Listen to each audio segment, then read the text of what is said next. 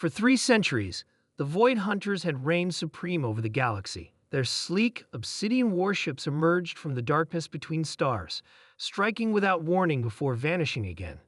Thousands of worlds paid tribute, millions died in their raids, and entire civilizations collapsed in their wake. No one knew where they came from.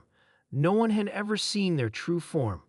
They communicated only through mechanical proxies, demanding resources, technology, and slaves. The Galactic Council, once proud and mighty, had been reduced to a mere formality, its members cowering whenever the Hunters' envoys appeared. Admiral Thorn of the Council Defense Fleet stared at the holographic map of the galaxy, his weathered face illuminated by the red dots marking worlds that had fallen in recent months. "Another attack at the Rigel colony," he said to the gathered officers. 3,000 dead, mining facilities stripped bare. Captain Lori, his second in command, shook her head. "The 7th attack this cycle. They're getting bolder." "They have reason to be," replied Thorn. "Nothing stops them. Nothing even slows them down." The council chamber fell silent. After 300 years of terror, hope had become a distant memory. Then the doors slid open, and Ambassador Reed of Earth entered, followed by 2 silent companions in simple gray uniforms. "Humans," muttered one of the alien counselors, not bothering to hide his disdain. Earth had joined the galactic community only 40 years earlier, newcomers by any standard. They were physically unimpressive, no natural armor, no enhanced senses, no remarkable strength. Their technology, while advancing quickly, remained generations behind most council races. They were tolerated but rarely respected. Reed bowed slightly. "Council members, Admiral, we have a proposal regarding the Void Hunter situation." "Proposal?" A counselor from the Tauran Collective laughed, mandibles clicking. "What could Earth possibly offer? Your ships are outdated, your weapons ineffective. You've never even faced a Hunter raid." Reed smiled. "That's true.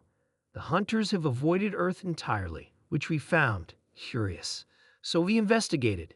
He nodded to his companions, who activated a small device.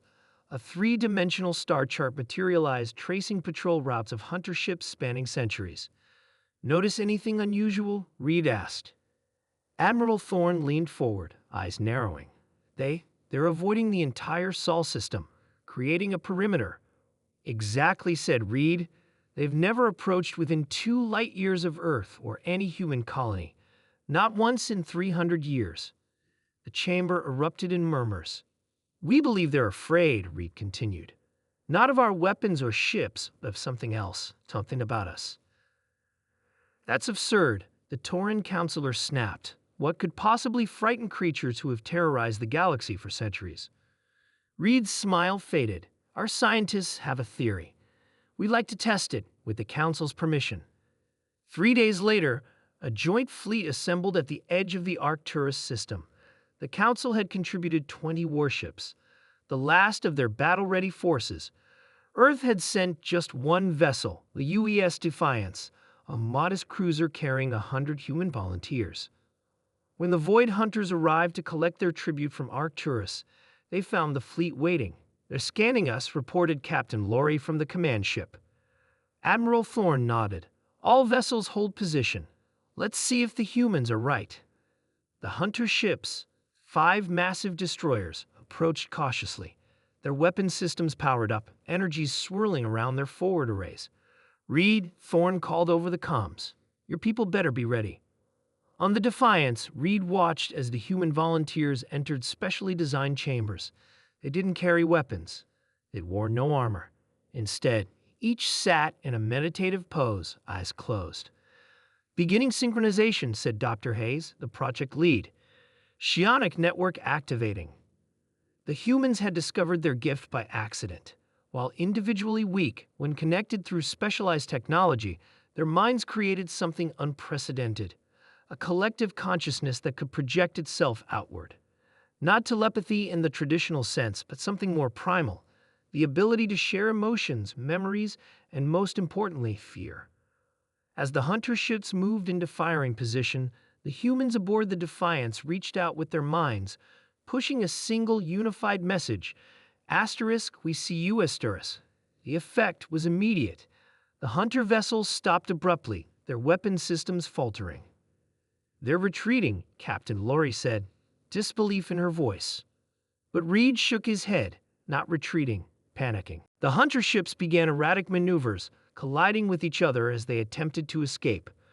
Two smaller vessels shattered completely. The largest ship spun wildly, its engines overloading. On the bridge of the Defiance, Reed watched as Dr. Hayes increased the power to the psionic network.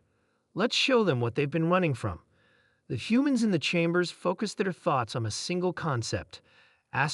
Show yourselves asterisk. Across the hunter fleet, mechanical proxies collapsed. Behind them, finally revealed, were the hunters themselves. Translucent, amorphous creatures with no physical eyes, no ears, only a form of perception that experienced the thoughts of others as reality. They're pure empaths, Reed explained to the stunned Admiral Thorne. They feel everything others feel. For species with simple emotional patterns, they could control this ability, even use it to inspire terror. But humans, our emotions are too complex, Dr. Hayes continued, too contradictory, too overwhelming. The remaining hunter ships fled, disappearing into the darkness between stars, not as conquerors this time, but as refugees from the species they had avoided for centuries, the species whose minds contained depths and contradictions they couldn't comprehend. Humanity had revealed its power. The galaxy would never be the same again.